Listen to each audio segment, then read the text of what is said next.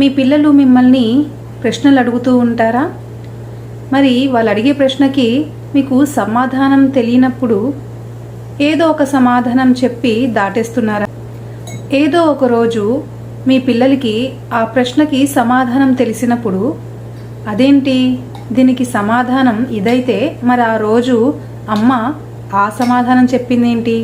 ఓహో, పెద్దవాళ్ళంటే ఇలాగే అబద్ధం చెప్తారేమో, నేను కూడా ఏదో ఒక రోజు పెద్ద అవుతాను కదా, సో నేను కూడా ఇలాంటివి చేయొచ్చు, కొత్త విషయాలు తెలుసుకోవాల్సిన అవసరం లేదు, కొత్తగా ఆలోచించాల్సిన అవసరం కూడా లేదు అన్న భావన వచ్చేస్తుంది.